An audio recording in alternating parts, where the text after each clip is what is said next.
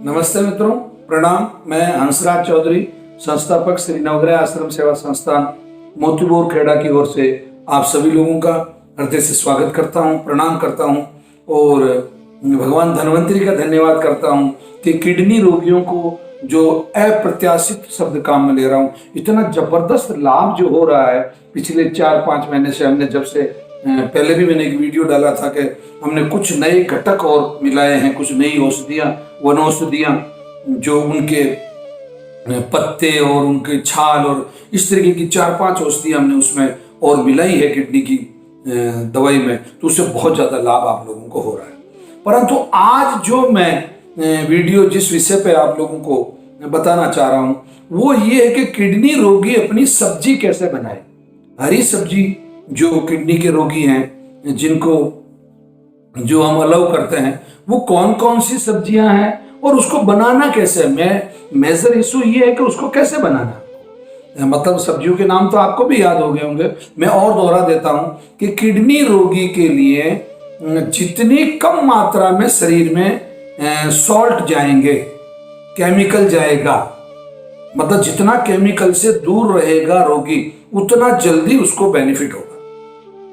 तो सबसे पहला सॉल्ट क्या है? सबसे ज्यादा नुकसान करने वाला सॉल्ट है नमक, सोडियम। तो नमक तो आपको बिल्कुल नहीं खाना है और नमक छोड़ना आपको 4-5 दिन के अंदर छोड़ देना है। यानी कि आप अगर आश्रम आए और आपने औषधि लिखवाई और औषधि ली और शुरू किया, तो शुरू के दिन जैसे मान लो आप 5 ग्राम पूरे दिन का नमक जो 5 ग्राम ले रहे हैं, दूसरे दिन 4 ग्राम, फिर 3 ग्राम, फिर 2 ग्राम, फिर 1 ग्राम, फिर 1 ग्राम करके उसको धीरे धीरे बंद कर दे। तो बाद में आने वाले दिनों में जो शेष जो दिन है जब आप औषधि लेंगे, और ये समय होता है कम से कम किसी रोगी के लिए 6 महीने होते हैं, किसी के लिए 9 महीने होते हैं, किसी रोगी को 1-1, 1.5 साल लग जाता है। वो उसके परहेज पे और उस पर निर्भर करता है कि उसकी किडनी कितनी खराब है। तो ये धीरे एक तो पहला तो आपका सॉल्ट छूट गया, नमक छूट गया, ठीक है। अब ध्यान दें इस बात पे, आपको सेंधा नमक भी नहीं डालना है सब्जी के अंदर और आपको काला नमक भी नहीं डालना है सब्जी के अंदर। आटे में तो नहीं डालना जो नहीं डालना है। बहुत सारे लोग ऐसे बहाना कर लेते हैं, अरे भाई उन्होंने तो सब्जी के लिए मना किया, हम तो रोटी में डालने आटे में नहीं, आपको नहीं डालना। आटा जो आपका है वो तो केवल जौ का आटा है, बस जौ का ही दलिया खाना है, जौ का ही आटा खाना है, जौ के आटे की ही रोटी खानी है। उसमें आप अलग अलग विविधताएं ला सकते हैं, ये एक अलग विषय है। उसको ज्यादा स्वादिष्ट बना सकते हैं, उसके बिस्किट बना लें, उसका दलिया बना लें, ये हो गया। अब आपको जो सब्जियां हैं, ध्यान से सुन लें इस बात को, बहुत महत्वपूर्ण वीडियो है ये किडनी रोगियों के लिए और अंत तक देखें, इसको पूरा देखें। सबसे पहली जो सब्जी आप इस्तेमाल कर सकते हैं सब्जियों में वो है लहसुन और लहसुन के पत्ते। ध्यान से सुनना इस बात को, लहसुन आप इस्तेमाल कर सकते हैं और लहसुन के पत्ते भी आप इस्तेमाल कर सकते हैं। नंबर 2, आपके लिए जो सब्जियों की जो फहरिस्त है, जो सूची है, वो सब्जियां हैं जो अधिकांश बेल के लगती है, बेल यानी कि लता। जैसे इसका पहला हो गया, सबसे पहले लता वाली जो अधिकांश जो सब्जी आप लोगों के दिमाग में होती है वो होती है लौकी, यानी कि आल भी बोलते हैं जैसे लौकी जो है। दूसरी सब्जी हो गई आपके लिए तरोई, तीसरा हो गया आपके लिए टिंडा, अगली सब्जी हो गई आपके लिए गलकिया, एक छोटी छोटी इस तरीके से बेल होती है, उसके गलकिया बहुत सॉफ्ट तरह की वो लगती है। अगली सब्जी आपके लिए हो गई करेला, जो कड़वा वाला जो सब्जी बनाते हैं वो करेला। और करेले के अलावा ये परमल, बहुत सारे क्षेत्रों में परमल पैदा होती है, परमल। यानी कि जितनी बेलें हैं, इसके बाद में आपको हो गया आपका टिंसी, टिंडा जिसको बोलते हैं टिंसी, वो भी, उसकी भी आप सब्जी बना सकते हैं। फिर अगली सब्जी आप जो बेल के कुल मिला के जितनी सब्जियां, आपका ये हो गया घिया तरोई, एक घिया तरोई भी होती है, बहुत सॉफ्ट तरह की तरोई होती है वो। और एक सब्जी और होती है, बहुत सारे क्षेत्रों में पाई जाती है, मुझे विश्वास है कि शायद आपके क्षेत्र में भी वो पाई जाए, एक जिसको खीरा बोलते हैं, खीरा ककड़ी की बहुत सारी वेराइटीज होती है, बहुत सारी किस्में होती है खीरा ककड़ी में। तो जितनी भी खीरा है सभी, ऑल खीरास, वो भी आप इस्तेमाल कर सकते हैं। मतलब बहुत सारे ऐसे बटन की आकृति में होती है, बहुत सारी लंबी खीरा होती है, तो वो खीरा भी आप इस्तेमाल कर सकते हैं सब्जी के रूप में। और कुछ मात्रा में कद्दू जो होता है, वो भी, कद्दू की मात्रा थोड़ी कम रहनी चाहिए, पर कद्दू की सब्जी भी आप बना सकते हैं क्योंकि वो भी बेल के लगता है। अब ये जितनी, जब पपीता, एरंड ककड़ी जिसको बोलते हैं, एरंड ककड़ी, पपीता, पर पपीते की जो सब्जी है वो भी आप बना सकते हैं, पर उसकी जो मात्रा है वो आपको कैसा सूट करता है या कैसा स्वादिष्ट लगता है उस पर निर्भर करता है। बाकी उसकी सब्जी बहुत अच्छी बनती है, बिल्कुल पनीर जैसा स्वाद उसमें आता है। पनीर का मैं नहीं लेना, मैं पनीर जैसा बोल रहा हूँ, मतलब स्वाद उसका उस तरीके का आ जाता है। अब आपको सब्जी बनाने की विधि बता रहा हूं।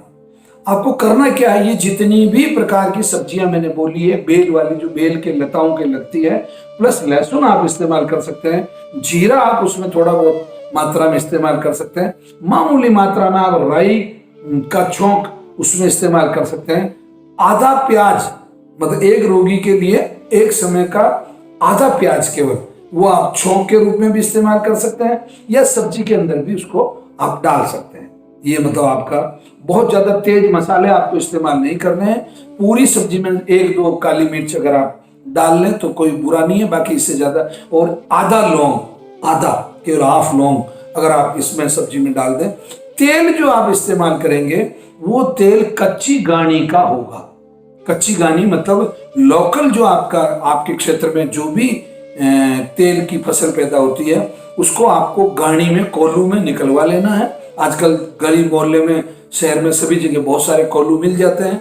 और अगर महानगरों के आप रहने वाले हैं तो बहुत सारी कंपनियां अब इसको बिल्कुल ब्रांडिंग करने लगी है कि वो कच्ची घानी के नाम से आपको जो अनरिफाइंड ऑयल है, वो रिफाइंड ऑयल आपको इस्तेमाल नहीं करना है। जो अनरिफाइंड ऑयल है उसको आपको बहुत ज्यादा तेल भी इस्तेमाल नहीं करना है, परंतु आप एक व्यक्ति एक समय के लिए 20 ml के आसपास, मतलब आराम से आप सब्जी में तेल इस्तेमाल कर सकते हैं, जो कच्ची घानी का हो, चाहे सरसों का हो, चाहे मूंगफली हो, चाहे सोयाबीन हो, चाहे आपका सूरजमुखी हो, चाहे खिरड़ी हो, चाहे तिल हो, जो भी लोकल मस्टर्ड हो, आप सरसों, मतलब आपके एरिया में जो भी तेल की फसल पैदा होती है, चाहे कपासिया हो, उसका तेल आपको, कच्ची घानी का तेल, मतलब देख रहे हैं कितनी मेहनत करनी पड़ती है, कितने ऑयल क्रॉप मतलब हम मेहनत कर रहे हैं आपके लिए।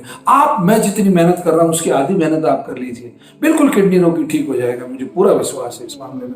अब आपने ये सब्जियां इकट्ठी कर ली, आपको जिस दिन जो सब्जी बनानी है उस सब्जी को एक व्यक्ति के लिए, अब वो इस पर निर्भर करता है कि वो रोगी कितनी आतुर जो है, पेशेंट जो है वो कितनी सब्जी खाता है, तो वो जितनी सब्जी पर्याप्त मात्रा में वो खा सकता है। सब्जियां खूब खानी है, सब्जियां बहुत लाभ करती है, बिल्कुल इसमें रोटी से ज्यादा लाभ सब्जी करती है।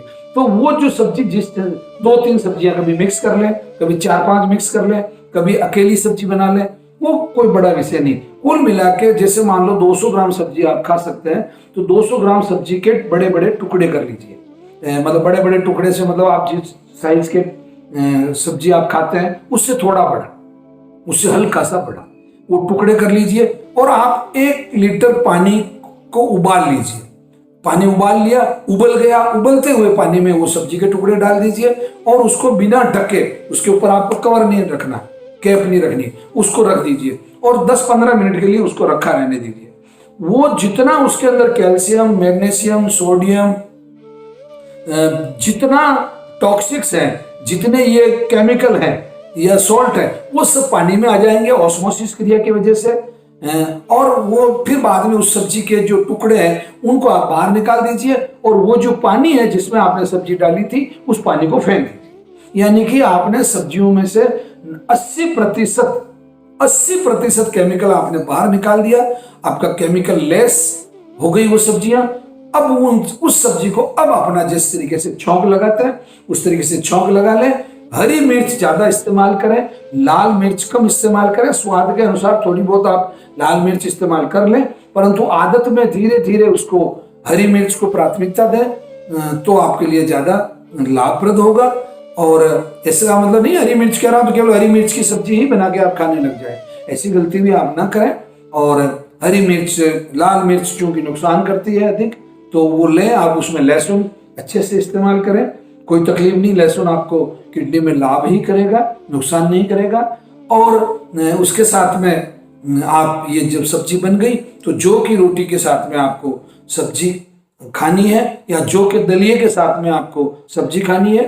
हाँ, चलते चलते एक बात और बता दूं आप लोगों को, जौ के दलिए को अगर ज्यादा स्वादिष्ट आपको बनाना है तो जौ के दलिए में आप इन सब्जियों के टुकड़े डाल दीजिए, ऐसे डायलिसिस कर लीजिए और वो टुकड़े उसमें डाल दीजिए, तो वो दलिया बहुत स्वादिष्ट हो जाएगा। और उसमें भी आप चाहे तो गाय का जो घी है, गाय का, देसी गाय का जो घी है, वो करीब आप 5 ml से 10 ml तक, यानी कि 2 टीस्पून आप घी थोड़ा डाल लें, ताकि वो थोड़ा हल्का सा स्वाद, पर इससे ज्यादा नहीं डालना है। तो ये आपको सब्जी बनाने का तरीका मैंने बताया, दलिया बनाने का तरीका मैंने बताया। और आप बिल्कुल पपीते का सेवन खूब करें, पके हुए पपीते का। और एप्पल आप दिन भर की मतलब कम से कम 1 एप्पल तो आप खा ही सकते हैं। तो होता है मित्रों, मुझे विश्वास है कि ऐसा आप करेंगे जैसा मैंने बताया, तो निश्चित रूप से किडनी रोगी को बहुत अधिक फायदा होगा, इस मामले में कोई संशय नहीं। और खाना सुबह का भी करीब करीब 8-9 बजे खा लें, शाम का करीब 5-6 बजे खा लें, इससे आपको पानी पीने के लिए भी पर्याप्त समय मिल जाएगा। इस चीज का पूरा ध्यान रखें। अगले वीडियो में और महत्वपूर्ण जानकारी आपको बताऊंगा। धन्यवाद, प्रणाम, नमस्कार, नमस्ते। धर्म का मूल है आस्था और विश्वास। ऐसे ही आस्था और विश्वास का केंद्र है श्री नवग्रह आश्रम सेवा संस्थान, राजस्थान में भीलवाड़ा जिले के रायला कस्बे से 9 किलोमीटर दूर पश्चिम दिशा में स्थित है। श्री नवग्रह आश्रम सेवा संस्थान कैंसर, किडनी एवं अन्य 30 बीमारियों के रोगों के लिए देश भर में प्रसिद्ध है।